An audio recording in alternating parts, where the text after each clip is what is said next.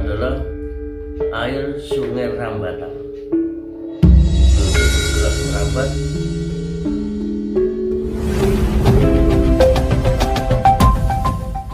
Assalamualaikum warahmatullahi wabarakatuh. Salam jumpa, salam sejahtera untuk Anda semua para pemirsa Arah 9 Channel. Saat ini saya bersama dengan Kiai Kurdi. Assalamualaikum Kiai. Waalaikumsalam warahmatullahi wabarakatuh.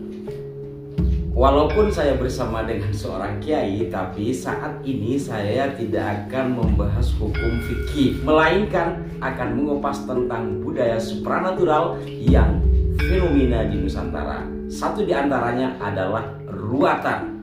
Mungkin istilah ini Anda sudah mendengarnya, tapi mahuwa ruatan mungkin tidak semuanya paham.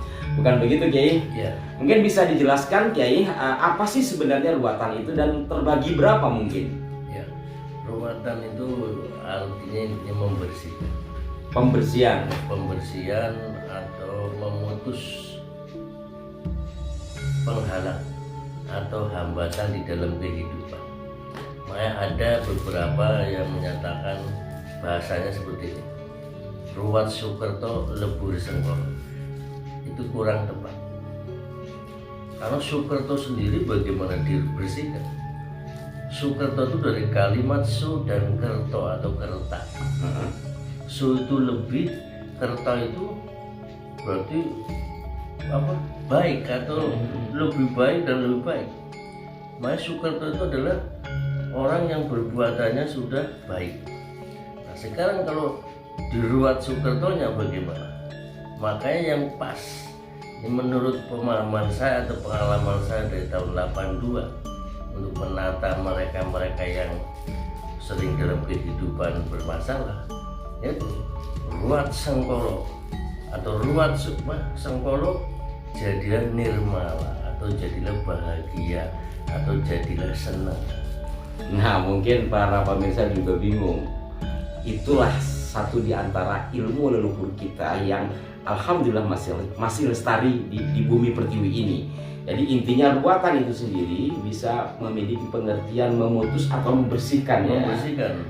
Hal-hal yang negatif ada pada diri orang. Betul. Sehingga Sehingga bisa menghambat sesuatu yang menjadi hajat atau cita-cita barangkali Ya, seperti itu ya. betul. Nah, seperti itu pemirsa. Mungkin garis besarnya seperti itu.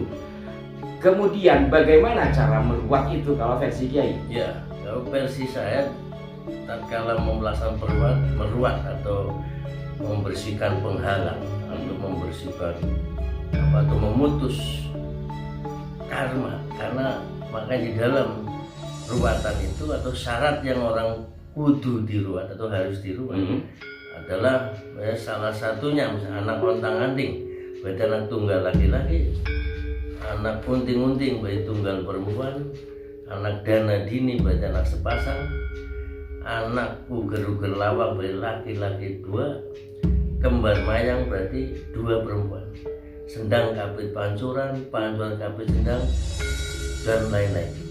Oh, sebelum berlanjut, jadi persoalan keturunan ya. Iya. Jadi ada anak tunggal, terus tadi ada anak kembar, laki semua, terus anak tidak kembar tapi laki-laki dua-duanya. Iya. Terus ada anak apa tadi kembar perempuan ya? Bukan kembar, jadi punya anak dua, Laki-laki semua. laki-laki semua itu namanya uger-uger lawak. Ah. Kalau putri semua namanya kembar mayang.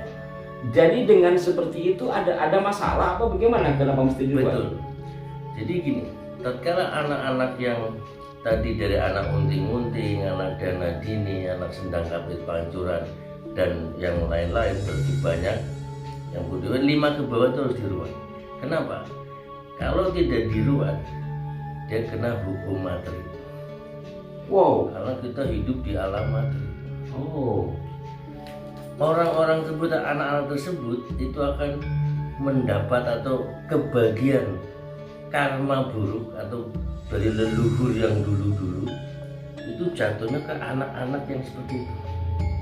Makanya tugas orang tuanya harus meruat anak-anaknya. Nah sekarang ke cara meruatnya, apakah tadi ada untang-anting, ada kembar mayang dan sebagainya itu, apakah itu berbeda-beda cara meruatnya? Ya, untuk yang anak kembar mayang atau unting-unting itu sama. Kita melalui metode dinolkan, seperti bayi lahir. Bagaimana cara meluat? Nah, dimandikan dengan cengkir kuning.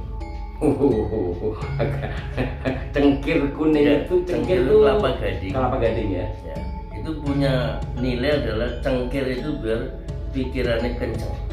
Oh, cengkir, kencang mikir. Ya, kencang mikir, biar pikirannya kencang, kuat, tidak patah semangat, tidak putus asa. Kedua, kuning. Kuning itu artinya pupuk dan kuning.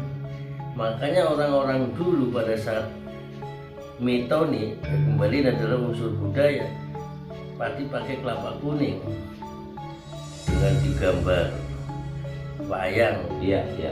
atau gambar Janoko dan gambar Wonosoboyo. Iya. Itu kan gegayuhan kedua orang tuanya berharap tatkala lahir laki-laki seperti Janoko, perempuan seperti Wonosoboyo.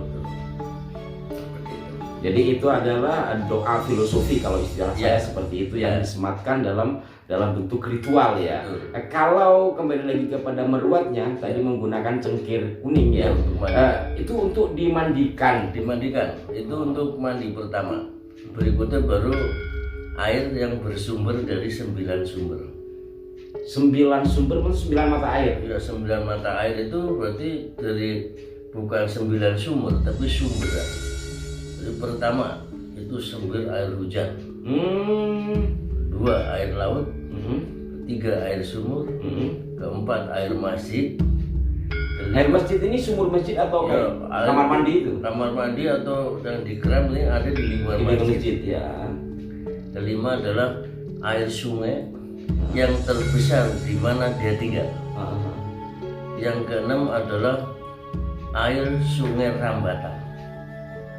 Itu bergerak merambat dan pasti itu 9 terus. Itu 6, Ya. 7 Ketujuh adalah air leri atau cucian beras. hujan beras. 8 Nah, kedelapan adalah air tempuran, air jodoh sungai atau yang bertemu ya. Nah, ya. Yang 9 ada air yang berasal dari rumah yang akan kita ruat. Dicampur apa bagaimana? Dicampur untuk mandi. Kenapa harus 9 air itu? Energinya lebih dahsyat. Bisa Gus Ali bisa buktikan. Iya. Jadi satu taruh itu bisa kayak alkohol, bisa menguap tatkala diaturkan. Oh begitu Ya. Jadi dari 9 air itu ketika dicampurkan ada energi tersendiri. Iya, ada energi sendiri. Wow, ini boleh dites nanti. Iya.